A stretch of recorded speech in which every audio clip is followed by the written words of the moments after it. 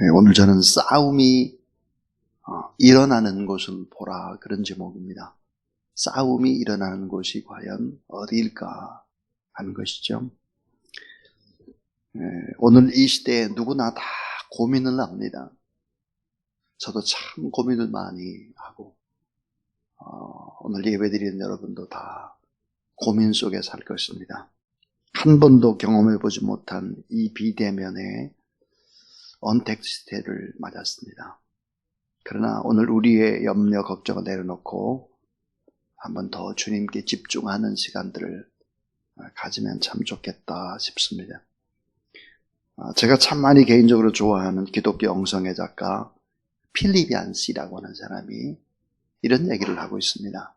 교회는 나의 고민, 그리고 나의 사랑이다 그랬습니다. 이 필립 얀시는 엄격한 미국의 남부 율법주의 기독교 가정에서 태어나서 신앙생활을 아주 엄격하게 철저히 했던 사람이죠. 근데 그는 교회의 각종 부조리의 문제를 바라보면서 많이 고민을 합니다. 그리고 교회를 떠나버립니다. 자, 필립 얀시는 왜 교회를 떠나갔을까? 필립 얀시가 그렇게 어렸을 때부터 쭉 신앙생활을 해온 교회를 떠난 이유, 그는 예수 그렇게 나가는데 그 길을 가로막는 세력이 두 가지가 있었다. 자기가 교회를 떠나야 할 수밖에 없는 지경으로 몰아넣는 두 가지가 교회 안에 있었다 그랬습니다.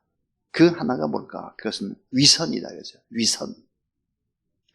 자, 큰 장벽이 위선이었다. 교회는 은혜를 말하면서도 교회처럼 타협이 없는 율법적인 모습들을 교회 안에서 너무 많이 보았다. 교회는 사랑을 말하면서도 미움과 시기가 교회 안에 늘 있었다. 교회는 포용을, 용납을 말하면서도 자기와 맞지 않는 자는 철저히 배제시키는 그런 집단으로 자기의 눈에 들어왔다라고 하는 것입니다. 그 교회 내에 이런 위선을 보면서 교회가 세상과 다른 것이 별로 없구나, 이런 생각을 했다라고 하는 것입니다. 또 하나 교회를 떠난 이유가 뭘까? 교회의 문화 때문이다 그랬습니다. 문화적인 큰 장벽이 교회를 떠난 이유다 그랬어요. 교회는 교회만이 가지고 있는 오래된 그런 문화가 있습니다. 전통이 있죠. 세상과 담을 쌓고 있었다. 교회의 문화라고 하는 것이 세상과 담을 쌓는 교회의 문화. 그래서 그는 교회 회의론자가 되어서 교회를 떠났다라고 하는 것이죠. 그러나 그는 다시 교회로 돌아옵니다. 그리고 이렇게 말했습니다. 잠시 교회를 떠나 있었지만 진정한 고통, 교회를 떠난 진정한 고통을 받는 것은 바로 나 자신이었다 그랬습니다. 교회를 떠나보니까 너무너무 힘이 들더라는 거예요. 그래서 왜 그럼 교회로 돌아왔는가라고 물었을 때 그는 이렇게 대답했습니다. 교회 안에는 위선도 있고 문화적인 어떤 큰 장벽도 있지만, 그러나 또 다른 무엇이 교회 안에 숨어 있었다. 그 또 다른 커다란 그것, 자기는 그것 때문에 교회를 돌아왔다는 거예요. 그것이 뭘까? 세상에서 얻을 수 없고 세상에서 전혀 없는 그것이 교회 안에 있었다. 교회를 떠나보고 알았다 그랬습니다. 그게 뭘까요? 그건 바로 예수 그리스도의 은혜와 예수 그리스도가 주시는 생명의 힘이었다는 거예요. 생명의 힘. 그 예수 그리스도가 주시는 은혜와 생명의 힘, 그 힘이 교회를 떠나고 보니까 세상에는 없었다라고 하는 것이죠. 예수 그리스도의 은혜, 그 주님이 주시는 생명의 힘. 한국 교회를 바라보면서 많은 사람들이 비판을 하죠. 악취가 난다. 악취가. 사실 교회에 많은 냄새가 있는 것도 사실이죠. 전도자인 루이스 팔라우가 이런 말을 했습니다. 교회는 썩은 거름과 같다 그랬습니다. 여러분, 썩은 거름, 탭이 가까이 가면 얼마나 냄새가 납니까? 근데 이 탭을 세상 사람들에게 나눠주는 것입니다. TV를 나눠주게 되면 세상을 풍요롭게 만든다 그랬습니다. 이 거름을 온 동네에 골고루 나눠주면 세상의 거름이 돼서 풍요롭게 만든다 하는 거죠. 자, 교회만이 줄 수 있는 생명, 교회만이 줄 수 있는 은혜, 그런 세상을 풍요롭게 하는 거름이 교회 안에 있는데, 이것을 교회에다 쌓아놓으면 냄새가 나는데 이걸 골고루 나눠주라는 거예요. 골고루 나눠주게 되면 주변에 다 풍요롭게 된다 하는 것이죠. 교회는 여전히 우리의 고민입니다. 그러나 교회는 여전히 우리의 사랑이고, 교회 안에는 하나님의 은혜가 있고, 교회 안에는 놀라운 생명이 있는 것이죠. 이 지상에서 완전한 교회는 없습니다. 바른 교회만이 줄 수 있는 것이 있는 거죠. 그래서 바른 길로 나가는 우리의 성도들이 되고, 자, 제가 이렇게 얘기하면 나는 교회가 아니니까 이런 생각을 하면 안 되죠. 예수 그리스도를 나의 주, 나의 하나님으로 영접한 사람들은 다 무형의 교회입니다. 자, 우리 교회는 안으로는 성찰을 이렇게 하고 회개를 하지만 나와 세상을 향해서는 영적 전쟁을 해야 합니다. 그리고는 중보자가 돼서 기도와 땀과 물질로 작은 자를 섬기는 이런 일들을 잘 해야 되는데, 이거를 방해하는 세력이 바로 이제 무서운 세력이 있다 하는 것이죠. 영적 전쟁이 일어나는 것이 있습니다. 이 사단 마귀의 세력은 우리보다 훨씬 더 뛰어나다 그랬어요. 우리보다 훨씬 더 지식이 많고 지혜롭고 능력이 많고 기술과 전략을 가지고 있고 체계적인 조직을 가지고 있습니다. 특별히 체계적인 조직. 얼마나 체계적인 조직을 가지고 있을까? 이 사탄의 조직과 활동을 가장 정확하게 설명하고 있는 말씀이 바로 에베소 6장 12절과 13절입니다. 우리의 씨름은 혈과 육에 관한 것이 아니라, 혈육이라고 하는 것은 사람이에요. 씨름이라고 했습니다. 씨름이라는 것은 정확하게 말하면 레슬링입니다. 레슬링은 여러분 씨름과 다르죠. 이거는 뭐예요? 엎치락 뒤치락. 쉽게 끝나지 않는 게 바로 레슬링입니다. 육탄전 하는 거죠. 계속해서. 우리의 씨름은, 우리의 레슬링은 혈육에 대한 것이 아니요, 사람에 대한 것이 아니다 그랬어요. 그럼 뭐라고 그랬냐? 정사와 권세와 어둠의 세상 주관자들과 하늘에 있는 악의 영들이다 그랬습니다. 자, 이 조직을 구분하자면 맨 위에 악한 사단 마귀의 세력이 위에서 맨 조종하는 것이 바로 정사 그랬습니다. 그 정사 바로 밑에 권세가 있고 어둠의 세상 주관자가 있고 하늘에 속한 악한 영이 있다. 이런 잘 짜여진 조직을 가지고 있다 그랬습니다. 그런데 이 조직을 원문에 보면 전부 다 복수입니다. 숫자가 작은 것이 아니라 군대다는 거예요. 군대. 그래서 철저한 상하 복종의 군대 조직을 가지고 있다라고 하는 것이 일사불란한, 그리고 목숨을 거는 충성된 그런 조직들이 악한 원수마귀 사단의 세력이다. 이 타락한 천사 3분의 1이 이 땅에 내려왔습니다. 3분의 1입니다. 그래서 네 분야로 흩어져 있는 것이죠. 이것을 잘 알아야 합니다. 오늘 이 설교 말씀이 조금 어려울 수도 있고 생소할 수도 있는데, 이 말씀을 잘 여러분이 귀 기울이시면 참 좋겠다 싶습니다. 자, 첫 번째 이제 마귀 사단의 제1조직입니다. 제1조직이 뭘까? 정사입니다. 정사 조직. authority. 정사 조직인데요.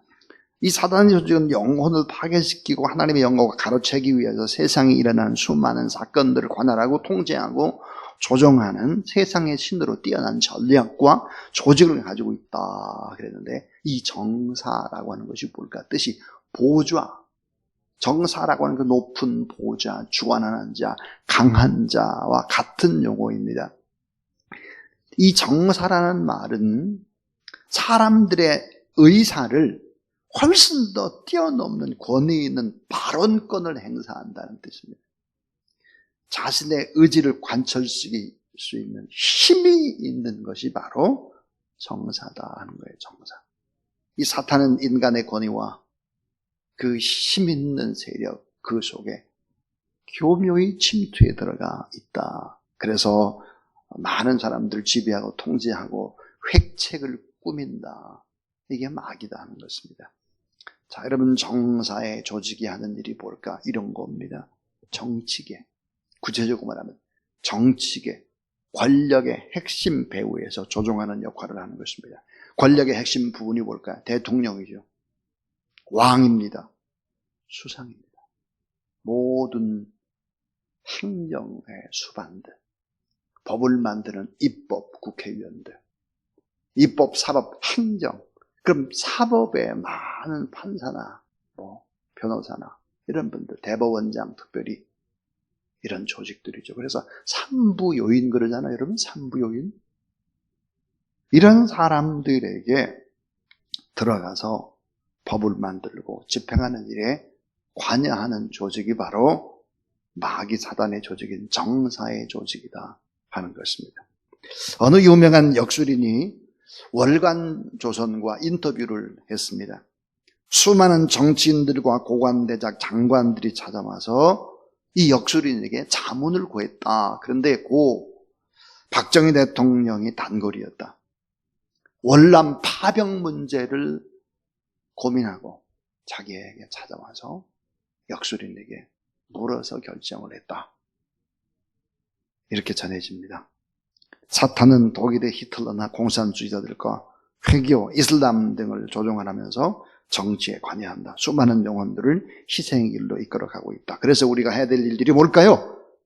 대통령을 위해서 기도해야 하는 것이고, 삼부요인들을 위해서 기도해야 되는 것이고, 입법, 사법, 행정을 위해서 우리가 많이 기도해야 되는데, 우리가 많이 기도했는가라고 생각을 해보면 많이 기도하지 못했다라는 거예요. 교회와 나 자신만을 위해서 기도했지. 이런 정사의 조직을 놓고 우리가 하나님 앞에 많이 기도했느냐? 정말 많이 기도를 해야 하는 것이죠. 디모데전서 2장 1절이죠. 여러분, 그러므로 내가 첫째로 권하노니 모든 사람을 위하여 간구와 기도와 도구와 감사를 하되. 그 다음 뭐라고 되어 있느냐? 따라하세요. 임금들과 높은 지위에 있는 모든 사람을 위하여 하라. 자, 여러분, 임금들과 높은 지위에 있는 사람들이라는 게 뭘까요? 정사예요. 정사. 우리가 하나님 앞에 이런 악한 사단의 세력은 3분의 1이라는 엄청난 세력이 땅의 조직으로 흩어져 있는 거예요. 그 정사의 조직. 그래서 임금들과 높은 지위에 있는 모든 사람을 위해 하라. 이는 우리 모든 경건과 단정한 중에 고요하고 평안한 생활을 하려 함이라 그랬습니다. 자, 우리가 경건하게 신앙생활하고 그 다음에 단정하고 고요하고 평안하고 이런 생활을 하려면 어때요? 정사의 조직이 악한 사탄의 세력에게 농락을 당해서는 안 된다 하는 거예요. 안 된다. 그래서 이거를 우리가 많이 기도를 해야 합니다. 모든 것들이 한국교회의 책임이다. 이런 생각을 갖지 않으면 안 되는 거예요. 이런 조직에 벌써 마귀 사단의 세력이 들어갔다고 하는 것을 불신자들은 전혀 모르는 거죠. 그래서 성경은 우리에게 말씀을 합니다. 그 다음 제2조직이에요. 제2조직이 뭘까? 권세의 조직입니다. 권세. 자, 이 사탄의 조직 두 번째는 이건 뭘까? 지역을 장악한 영의 세력입니다. 지역이에요, 지역. 자, 권세는 어둠의 왕국인 사탄의 세력 중에 정사의 조직보다는 약한 조직이다. 딘셔만이라는 영적 전쟁에 아주 중요한 사람이죠. 딘셔만에 의하면 이렇게 말합니다. 세계 지도에 따라 자기의 세력을 다 배치시켜 놓았기 때문에 무질서하지 않고 좌충우돌하지 않는다라고 말했습니다.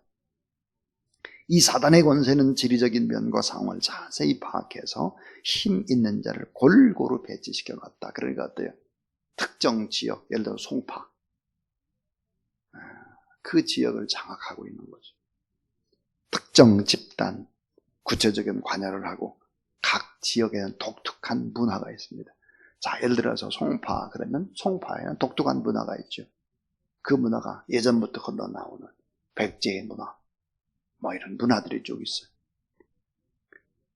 그래서 이 사단의 세력은 문화나 역사를 교묘하게 그 지방을 이용해서 공격합니다. 서로 경쟁하도록 부추기고 우월감을 갖도록 비교하고 서로에게 열등감과 적대감을 품도록 한다. 그래서 어때요?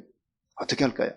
영남과 호남, 동과 서, 남북, 강남과 강북 다 이 비교를 해가지고 상처를 빵빵 주는 일을 하는 거예요.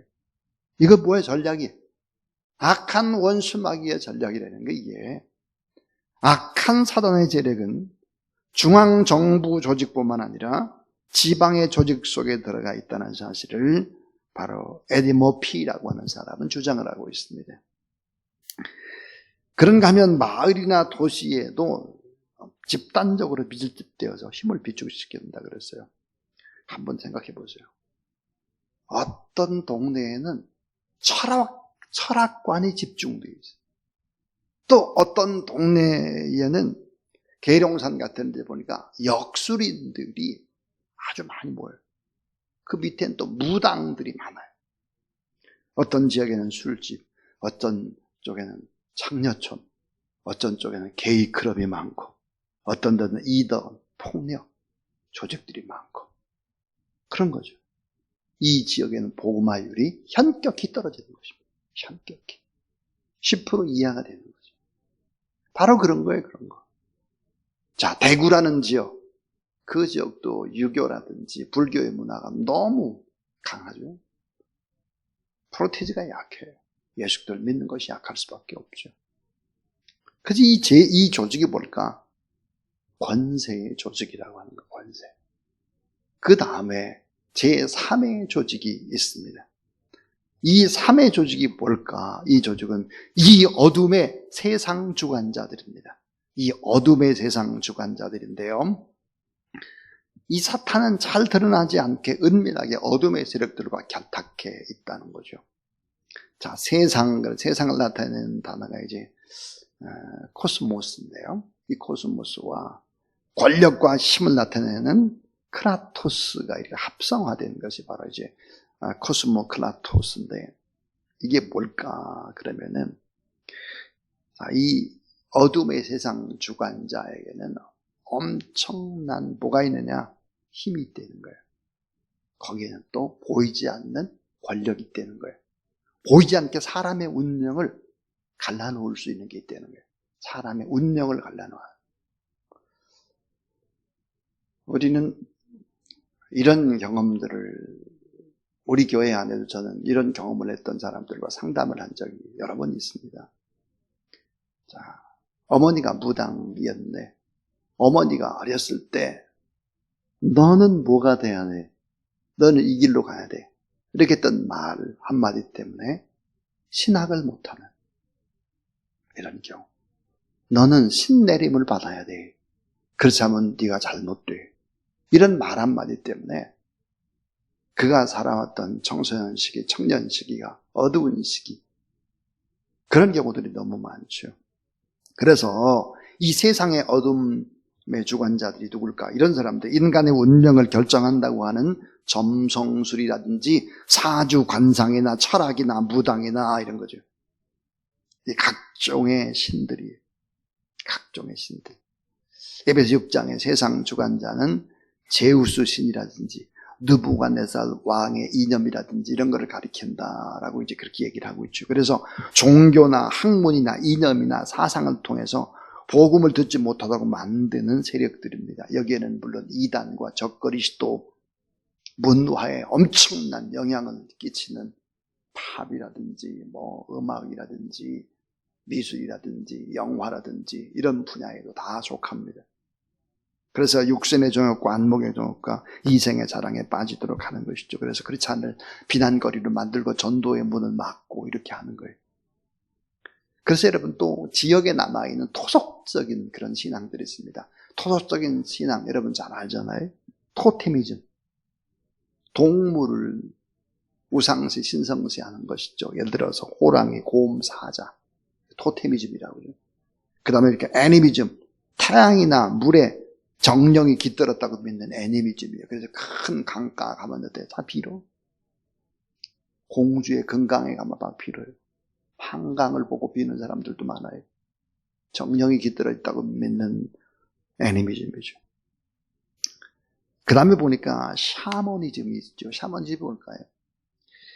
인간과 신을 중개하는 역할을 하는 샤머니즘, 무당의 세력들. 이런 세력들이 바로 이 어둠의 세상 주관자들이다. 이 어둠의 세상 주관자들이 바로 제3의 조직이다 하는 거예요.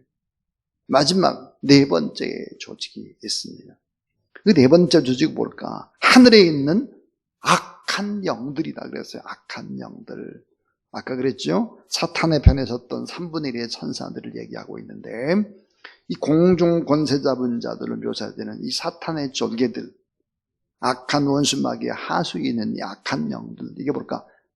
각종 어둠의 영들과 귀신들입니다. 귀신. 자, 지금까지 했던 얘기의 결론을 내리면 이런 거예요. 정사는 국가에 관련해서 전체적으로 영향을 주는 게 정사입니다. 권세는 지역을 장악하고 그 지역을 이끌어가는, 조정하려는 영의 세력이죠. 어둠의 세상 주관자는 종교, 철학, 학문, 사상, 이단, 특별히 문화 이런 부분에 영향을 주는 것이고, 그 다음 하늘에 있는 악한 영들은 뭘까요? 이거는 국가나 지역이나 사상이 아닌 사람들의 개개인, 각각의 사람들을 조정하는 거예요. 그래서 악령은 개개인의 활동을 합니다. 악령의 활동 영역과 정사의 활동 영역이 다르죠. 그래서 성경에 보니까 이 귀신의 세력들이 예수 그리스도가 이 귀신을 쫓아내고, 귀신 때문에 병들고, 귀신 때문에 정신병 걸리고, 귀신 때문에 이 전부 다 악한 영이죠. 그래서 마태복음 12장 22절에 보니까 그때 귀신 들려 눈 멀고 벙어리 된 자를 데리고 왔거늘 예수께서 고쳐주시며 그 벙어리가 말하며 보게 된지라 그랬어요. 귀신 들렸다는 거예요. 악한 영의 세력이에요.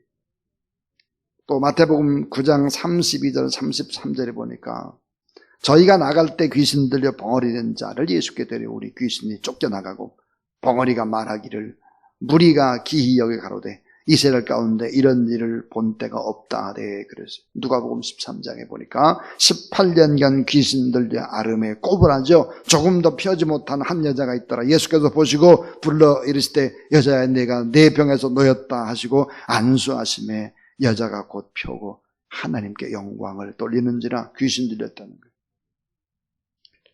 마태복음 17장 15절 18절 간질로 고생하는 아들을 향해서 예수께서 꾸짖으시고 귀신이 나가고 그때부터 나으니라 그랬습니다. 그러니까 눈, 귀, 자, 눈, 귀, 머리, 또 이런 가슴, 다리, 이건 뭐야? 머리부터 발끝까지 다 악한 귀신의 세력들이 공격하는 것을 예수 그리스도가 다 고쳐줬다라고 하는 이야기입니다.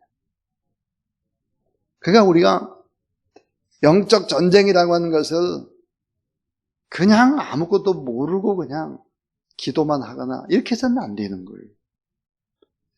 고린도전서 1장 18절 십자가의 도가 멸망하는 자들에게는 미련한 것이요 구원을 받는 우리에게는 따라서 하나님의 능력이라.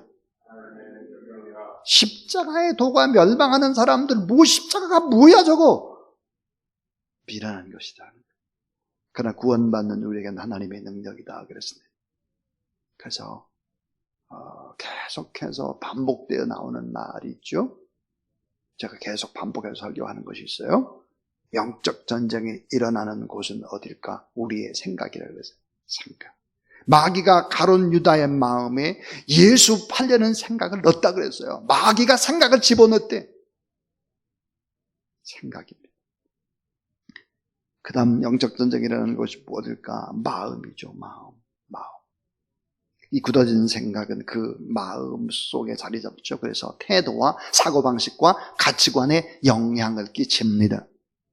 마음에 생긴 견고한 진들이 뭘까요? 나쁜 생각을 계속하고 이렇게 하게 되면 마음에 견고한 진이 생기는데, 그 견고한 진들이 뭘까? 습관적인 죄, 두려움, 염려, 낙심, 이런 거, 우울증, 교만한 마음, 분열의 마음, 이게 전부 다 마음이에요. 마음. 영적 전쟁이 마음에 일어나요. 또 하나, 입술이에요. 입술.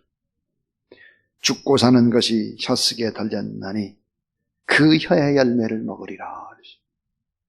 영적 전쟁이죠. 계시록 12장 11절. 또 우리 형제들이 어린 양의 피와 자기들이 증언하는 말씀으로써 그들을 이겼으니 이는 죽기까지 자기들의 생명을 아끼지 아니하였도다. 그러죠. 어린 양의 피와 증언하는 하나님의 말씀으로, 기도로 우리 모든 생각을 바로잡고 예수 그리스도께 집중을 할 때 교회 안에는 뭐가 있느냐? 필립 안스의 말대로 특별한 게 있어요. 그것은 예수 그리스도가 주시는 생명력, 하나님의 은혜가 있습니다. 하나님의 은혜. 은혜 속에 강해지는 여러분 되기를 바랍니다.